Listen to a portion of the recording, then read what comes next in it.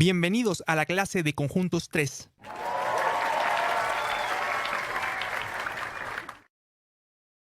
Antes de partir una nueva clase, refresquemos los conocimientos de la clase anterior. En la clase pasada, estudiamos el concepto de asignación. Este concepto lo entendemos cuando relacionamos dos elementos entre sí, y en la práctica, la asignación se utilizaba cuando relacionábamos un elemento con alguna característica. Luego, estudiamos el concepto de etiqueta, y este lo definimos como una secuencia de caracteres cuyo objetivo es referenciar a un elemento. Posterior a esto, estudiamos el concepto de declarar un conjunto, que es definir claramente los elementos que pertenecen a él. Estudiamos tres métodos: método por extensión, método por comprensión y diagrama de Venn. En el método por extensión, nosotros identificábamos puntualmente a cada elemento. En el método por comprensión, ponemos énfasis en la característica común que tienen los elementos que queremos agrupar. Y el diagrama de Venn es un método práctico que nos muestra el cómo interactúan dos o más conjuntos. En esta clase estudiaremos 1. Conceptos de proposición, pertenencia y cardinalidad. 2. Conjunto vacío. 3. Conjuntos finitos. 4. Conjuntos infinitos. En esta sección estudiaremos el concepto de proposición. Proposición. Definición. Proposición es un enunciado al cual podemos asignarle un valor de verdad. Esto quiere decir que podemos clasificar una proposición como verdadera o falsa. Existe una rama de las matemáticas llamada lógica proposicional que se dedica al estudio de estas proposiciones. Existen conectores lógicos, proposiciones compuestas y tablas de verdad. Nosotros solamente vamos a estudiar aquellos contenidos relacionados a teoría de conjuntos. Esto sería identificar las proposiciones en la práctica y manejar los conectores lógicos más frecuentes. Revisemos el siguiente enunciado. Francisco es chileno. Esta es una frase que se le puede asignar el valor de verdadera o falsa. Si bien quizás no conocemos a Francisco, la persona que lo conozca va a poder asignar un valor de verdad a esta proposición. En las proposiciones no es necesario definir en el momento el valor de verdad. Lo que tenemos que preguntarnos es si esta frase se va a poder clasificar como verdadera o falsa por alguien que tenga información completa. Entonces, si alguien que tenga información completa puede realizar la clasificación de verdadera o falsa, significa que una frase es una proposición. Veamos más ejemplos. 2 más 2 es igual a 4. Si se fijan, esta ya es una frase ya en lenguaje matemático. De hecho, esto se llama una ecuación, porque es una igualdad entre dos expresiones numéricas. Esto también es una proposición, y de hecho en este caso nosotros podemos asignarle el valor verdadero, debido a que esta proposición es verdadera. O en otras palabras, la ecuación siempre se cumple. En este caso, hay una diferencia con el ejemplo anterior, porque nosotros en esta situación podemos inmediatamente asignarle el valor de verdad, que es verdadero. En cambio, en la anterior, ese valor que iba a adquirir la proposición dependía de la nacionalidad de Francisco. X es mayor a 5. Esto es una desigualdad, pero también es una proposición. ¿Por qué es una proposición? Porque si nosotros conocemos el valor de X, podríamos asignarle un valor de verdad. Esto quiere decir que podríamos clasificar ese enunciado o esa frase como verdadera o falsa. Si se fijan en este caso, no podemos clasificarla inmediatamente, debido a que necesitamos saber el valor de X. Tal como en el ejemplo de Francisco, necesitábamos saber la nacionalidad, en esta proposición nosotros necesitamos saber el valor de X. A pesar de esto, X es mayor a 5 sigue siendo una proposición. Veamos el siguiente ejemplo. ¡Qué bonito día! ¿Podemos asignarle verdadero o falso? Esta frase no es una proposición, debido a que no tiene lógica otorgarle un valor de verdad. De hecho, esto suena como una opinión de una persona. No todas las frases son proposiciones. En este caso, a esa frase no se le puede asignar un valor de verdad. Incluso si el día está bonito o está feo, no importa porque es una opinión. Veamos un último ejemplo de este estilo. ¿Cómo estás? ¿Esto es una proposición o no? ¿Cómo estás? Verdadero. No tiene sentido, ¿cierto? Esto es una pregunta. Las preguntas no son proposiciones. ¿Por qué? Porque no tiene lógica asignarle un valor de verdad. En matemáticas, existen una serie de símbolos vinculados a proposiciones. Símbolo de igualdad, el símbolo menor que, menor o igual que, mayor que y mayor o igual que. Veamos algunos ejemplos de proposiciones en lenguaje matemático. 3 es mayor a 2. Esta proposición es verdadera. 4 es menor que 6, verdadera. 8 es igual a 4, falsa. 2 es menor o igual que 2, verdadera. 2 es igual a 2 y el símbolo es menor o igual. Por ende, 2 es menor o igual a 2 es verdadera. 5 es mayor o igual a 7, falsa.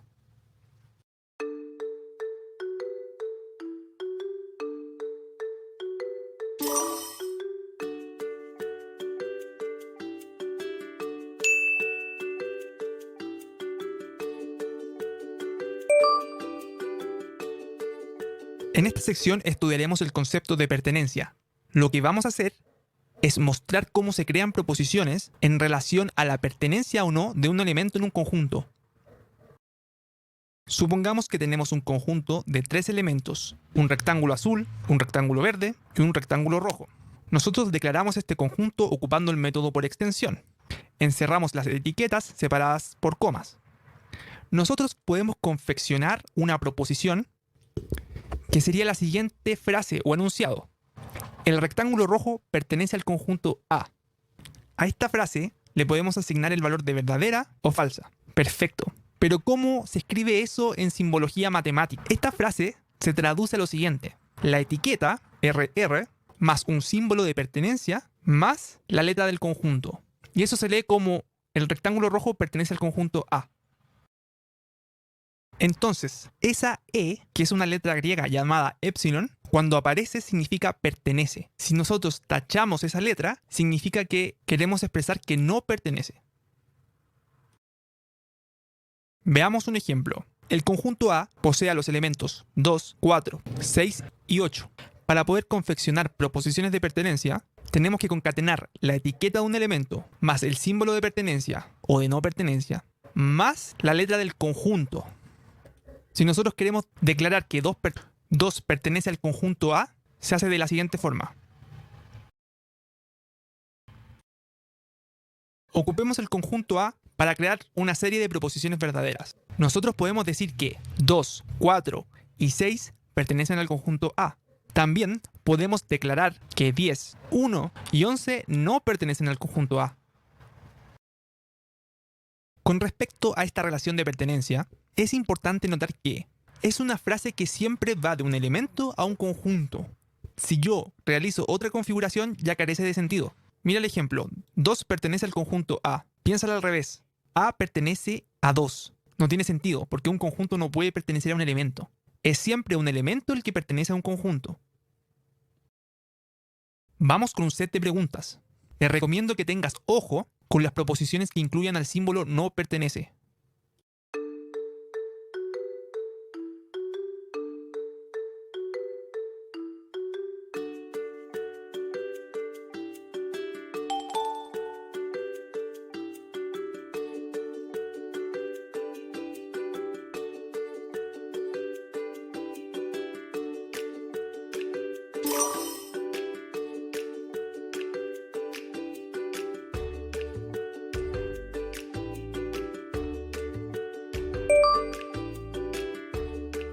Vamos con más preguntas. Lo que vamos a hacer ahora es practicar estas proposiciones de pertenencia en conjuntos declarados por el diagrama de Venn.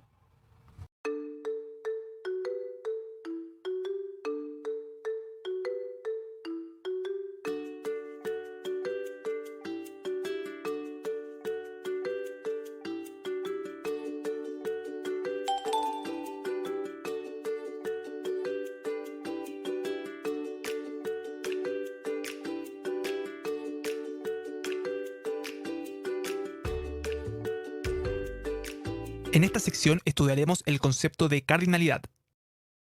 Cardinalidad. Definición. La cardinalidad de un conjunto se define como la cantidad de elementos que integran dicho conjunto.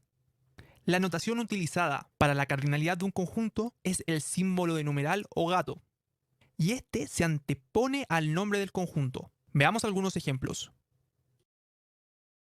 Declaremos por extensión a un conjunto de nombre A.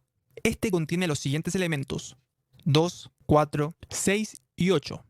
Este conjunto lo hemos declarado ocupando el método de extensión. Te hago la pregunta: ¿cuántos elementos tiene el conjunto? el elemento 2, el 4, el 6 y el 8. En total son 4 elementos. Si la cardinalidad de un conjunto es el número de elementos que contiene, entonces nosotros podemos afirmar que la cardinalidad del conjunto A es 4. Y esto se escribe como el símbolo de gato seguido del nombre del conjunto. Y en este caso, la cardinalidad es 4. Vamos con un set de ejercicios. Recuerda, si nos piden la cardinalidad, entonces tenemos que contar los elementos del conjunto.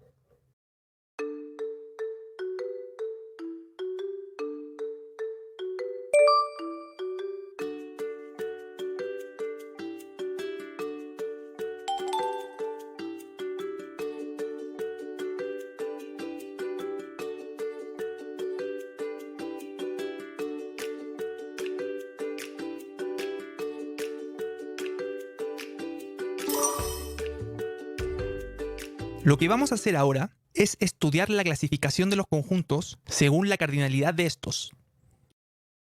Los conjuntos pueden clasificarse en 3 tipos. Si la cardinalidad de un conjunto es 0, esto quiere decir que el conjunto no tiene elementos, y se habla de que ese conjunto es el conjunto vacío. Si la cardinalidad de un conjunto pertenece a los números naturales, esto quiere decir que nosotros podemos contar la cantidad total de elementos de un conjunto, entonces se habla de que el conjunto es finito. Si la cardinalidad de un conjunto es infinito, en ese caso necesariamente el conjunto es infinito. En las secciones siguientes estudiaremos el detalle de estos tipos de conjuntos. En esta sección estudiaremos el conjunto vacío. Revisaremos la definición, la simbología y un par de ejemplos prácticos. Entenderemos por conjunto vacío como aquel conjunto que no posee elementos. Para referenciarnos al conjunto vacío, utilizamos la siguiente simbología. Como ya sabes, la cardinalidad del conjunto vacío es 0. Esto es lógico, porque la cantidad de elementos que pertenecen al conjunto vacío es 0. Veamos un ejemplo práctico. ¿Qué pasa si te digo, voy a definir el conjunto A como todas las personas que corran a más de 200 km por hora? ¿Conoces a alguien que pueda correr a esa velocidad? Es imposible. Nadie alcanza esa velocidad.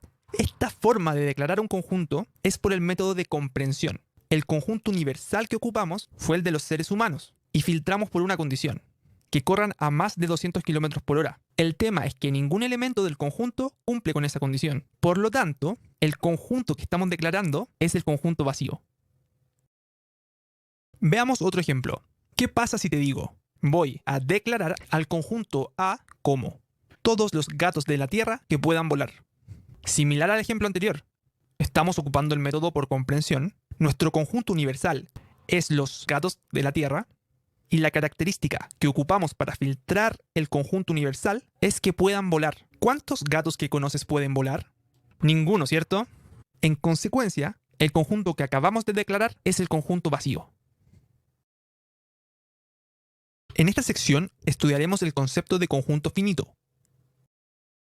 Conjunto finito. Definición. A continuación, te vamos a dar 2 interpretaciones de un conjunto finito. La primera, un conjunto es finito si su cardinalidad es un número natural identificable. Un número natural identificable, como 12, como 25, como 56.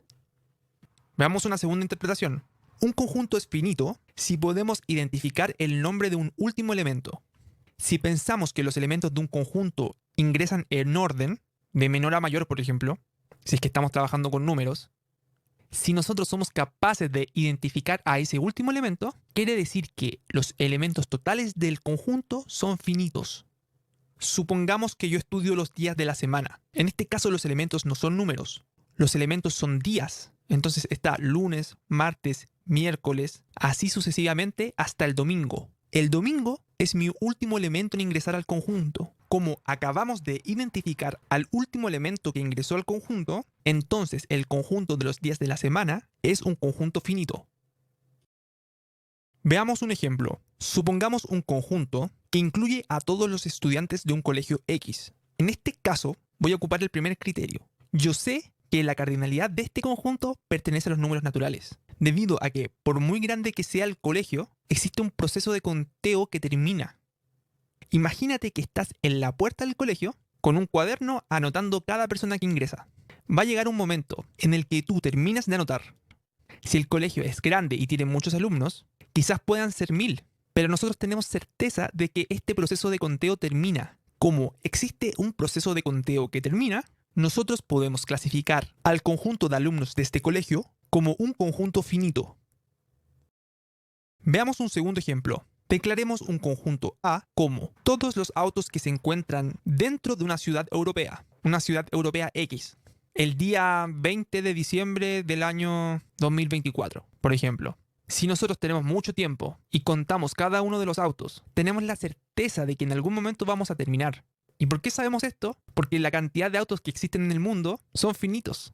Con este análisis, nosotros podemos decir que el conjunto que incluye los autos de una ciudad X es un conjunto finito. En esta sección, estudiaremos el concepto de conjunto infinito. Conjunto infinito. Definición. Un conjunto es infinito cuando no podemos identificar el nombre del último elemento. La simbología utilizada para referenciarnos al conjunto infinito es la siguiente. Si un conjunto se define a partir de un proceso de conteo que no termina, entonces ese conjunto tiene infinitos elementos y se habla del conjunto infinito. Veamos algunos ejemplos. Pensemos en los números naturales. Los números de la foto sí que son naturales. Los números naturales es un conjunto infinito, debido a que si los ordenamos de menor a mayor, el siguiente se puede definir a partir del actual. La regularidad numérica que existe es sumar uno al siguiente. El conjunto de los números naturales es un conjunto infinito. Veamos el detalle. Como vemos, el siguiente número se puede definir como el actual más 1. Como ocurre esta regularidad numérica, decimos que los números naturales es un conjunto infinito. También podemos mencionar que existe un proceso recursivo, y esto se traduce en que no terminamos nunca el proceso de conteo. Vamos con un set de preguntas de clasificación. Recuerda, tenemos conjunto vacío, conjuntos finitos y conjuntos infinitos. Comenzamos.